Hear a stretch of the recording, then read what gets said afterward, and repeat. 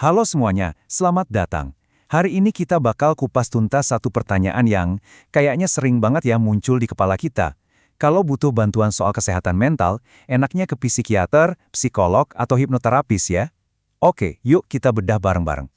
Kalau kamu ngerasa bingung pas pertama kali mau cari bantuan profesional, itu wajar banget loh, normal sekali. Informasinya kan banyak banget, dan jujur aja istilah-istilah profesinya kedengeran mirip.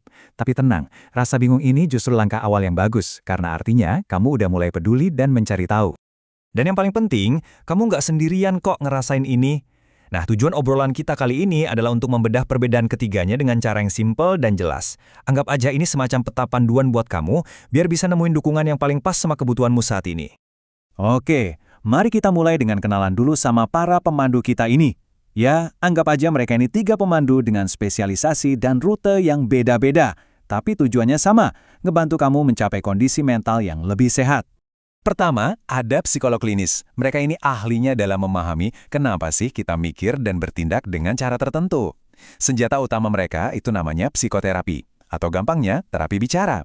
Jadi mereka bakal ngajak kamu ngobrol, ngulik bareng pola pikir dan perilaku yang mungkin jadi sumber masalah. Entah itu cemas, trauma, atau bahkan masalah dalam hubungan. Berikutnya, psikiater. Nah, ini kata kuncinya. Mereka adalah seorang dokter. Latar belakang medis inilah yang bikin mereka punya wewenang buat mendiagnosis dari sisi biologis otak dan yang paling penting, meresepkan obat. Jadi kalau masalahnya ada di ketidakseimbangan kimia otak, kayak di kasus depresi berat atau skizofrenia, psikiaterlah yang bisa kasih penanganan obat-obatan. Dan yang ketiga, hipnoterapis. Wah, pendekatan mereka ini unik banget. Mereka pakai metode hipnosis buat ngebawa kamu ke kondisi rileks yang super dalam. Tujuannya apa? Buat ngobrol langsung sama pikiran bawah sadar kamu.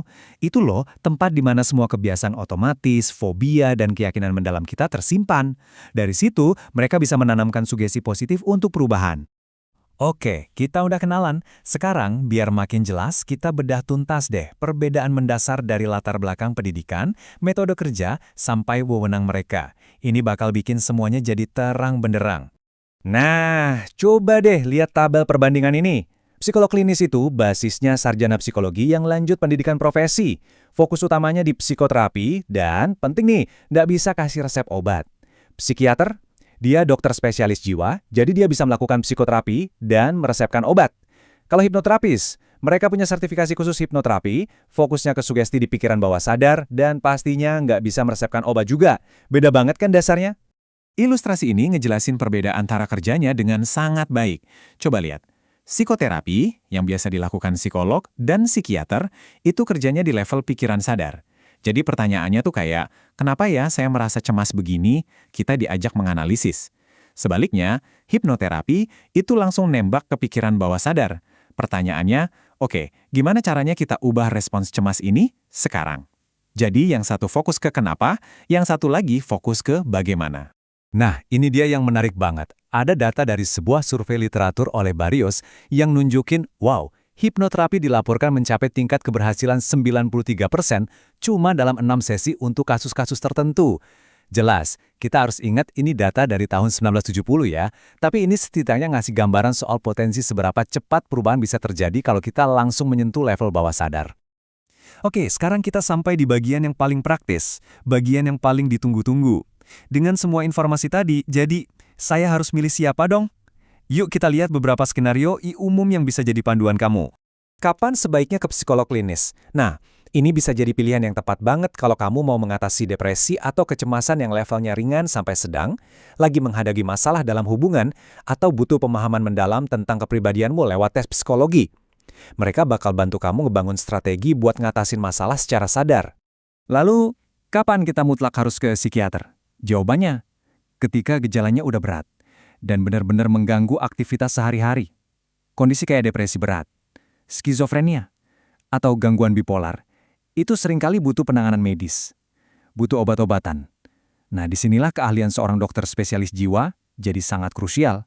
Terus hipnoterapis itu pilihan yang jitu banget kalau kamu punya target yang spesifik. Misalnya kamu pengen banget berhenti merokok, atau mau ngilangin fobia terbang, atau pengen lebih pede ngomong di depan umum. Ini kan masalah-masalah yang programnya itu udah tertanam kuat di pikiran bawah sadar. Hipnoterapi bisa langsung menyasar ke akar programnya. Tapi, ada catatan penting nih dari ahlinya. Seperti kata Dr. Jamie Ardian, seorang psikiater, untuk kasus klinis yang kompleks kayak bipolar atau skizofrenia, hipnoterapi itu harus dilakukan dengan ekstra hati-hati. Jadi saran terbaiknya, kalau kamu sudah dalam penanganan psikiater atau psikolog, diskusikan dulu sama mereka sebelum mencoba hipnoterapi. Intinya, kolaborasi itu kuncinya. Oke, kamu udah punya bekal yang cukup nih buat milih. Tapi tunggu dulu, ada satu langkah terakhir yang super penting. Pastiin profesional yang kamu pilih itu punya izin praktek yang sah. Ini adalah jaminan keamanan dan kualitas buat kamu. Coba perhatiin tabel ini.